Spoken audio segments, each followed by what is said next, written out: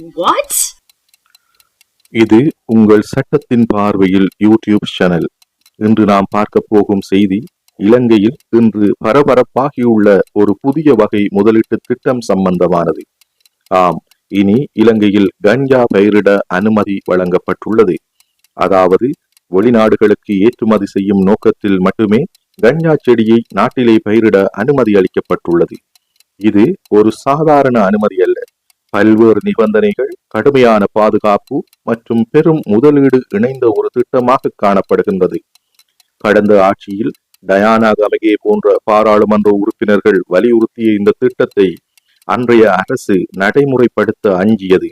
ஆனால் இன்றைய என்பிபி அரசு சத்தமில்லாமல் காரியமாற்றுகின்றது. கஞ்சா என்றால் பொதுவாக நம் நினைவில் வருவது சட்டவிரோத போதைப் பொருள் எனும் ஒரு பிம்பம் மாத்திரமே. ஆனால் உலகின் பல நாடுகளில் கஞ்சா மருத்துவ பயன்பாட்டுக்கும் தொழில்துறை பொருட்கள் தயாரிக்கவும் சட்ட ரீதியாக பயிரிடப்படுகின்றது.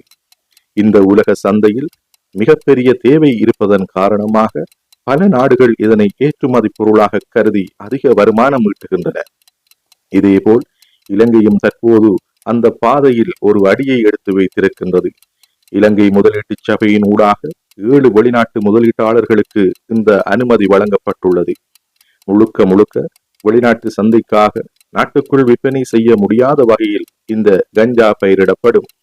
இதற்கான இடமாக மீரிகம பிரதேசத்தில் 64 ஏக்கர் காணிகள் ஒதுக்கப்பட்டுள்ளது. இந்த காணியில் பாதுகாப்பு மட்டம் மிகவும் உயர்வாக இருக்கும் என்றும் கூறப்படுகின்றது. ஆயுத பாதுகாப்பு படையினர், சுற்றுப்புற கண்காணிப்பு கேமரா, நுழைவு மற்றும் வெளியேறும் கட்டுப்பாடுகள் எல்லாம் கடுமையாக அமல்படுத்தப்படும். மேலும் முதலீட்டாளர்கள் 20 லட்சம் ரூபாய் பிணைத்தொகையை கட்ட வேண்டிய கட்டாயமும் விதிக்கப்பட்டுள்ளது. ஆனால் வெளிநாட்டு முதலீட்டாளர்களை பொறுத்தவரை இந்த 20 லட்சம் ரூபாய் என்பது மிகவும் குறைந்த ஒரு தொகையாகவே காணப்படுகின்றது. இதன் மூலம் இலங்கைக்கு பல நன்மைகள் கிடைக்கும் என என்பிபி அரசு நம்புகிறது. அதாவது வெளிநாட்டு வருமானம் அதிகரிக்கும், மருத்துவ கஞ்சா ஏற்றுமதி மூலம் கோடிக்கணக்கான டாலர் வருமானம் கிடைக்கும் என்று அரசு நம்புகிறது. வேலை வாய்ப்புகள் உருவாகும். கஞ்சா பயிரிடுதல், பராமரிப்பு, அறுவடை, பேக்கிங், ஏற்றுமதி போன்ற துறைகளில் வேலை வாய்ப்புகள் உருவாகும் என அரசு நம்புகின்றது. புதிய முதலீட்டாளர்களை ஈர்க்கும் வாய்ப்பு. சட்ட ரீதியான தொழில்துறையில் வெளிநாட்டவர்களுக்கு நம்பிக்கை ஊட்டும் வாய்ப்பும் உண்டும் என அரசு நம்புகிறது. ஆனால் இன்றைய நாளில் இதற்கெதிரான விமர்சனங்கள் கிளம்ப ஆரம்பித்து விட்டன.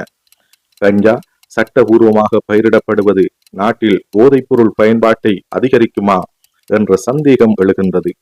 கஞ்சா பாவிப்போரை பாய்சன் அண்ட் ட்ரக்ஸ் ஆர்டினன்ஸின் கீழாக கண்டிக்கும் ஏற்பாடுகள் ஏலவே அமுலில் உள்ளன. இருப்பினும் அரசு நாட்டுக்குள் விற்பனை முற்றிலும் தடை செய்யப்படும் என்றும் வெளிநாட்டு சந்தைக்கு மட்டுமே அனுப்பப்படும் என்றும் அடித்து கூறுகின்றது. இதை தவறாக பயன்படுத்த முயற்சி செய்தாலோ, சட்டவிரோதமாக நாட்டுக்குள் கொண்டு வந்தாலோ கடுமையான தண்டனை வழங்கப்படும் எனவும் எச்சரிக்கின்றது. மேலும் இத்திட்டத்தின் ஒவ்வொரு கட்டத்திலும் கண்காணிப்புகள் இருக்கும். விதை நடுதல் முதல் அறுவடை வரை, போக்குவரத்து மற்றும் ஏற்றுமதி வரை அனைத்தும் பதிவாகும். இது ஒரு மருத்துவ மற்றும் தொழில்துறை நோக்கத்துக்கான கஞ்சா பயிரிடும் திட்டமாகவே இருக்கும் என அரசு உறுதி அளிக்கின்றது. இதனால் இலங்கையில் கஞ்சா பயிரிடும் யுகம் இன்று முதல் துவங்குகின்றது.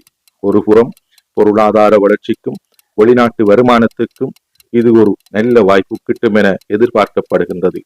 மறுபுறம் தவறாக பயன்படுத்தாமல் சட்டத்தின் கீழ் மட்டுமே இது இயங்க வேண்டும் என்பதே மிகப்பெரிய சவாலாகவும் காணப்படுகிறது.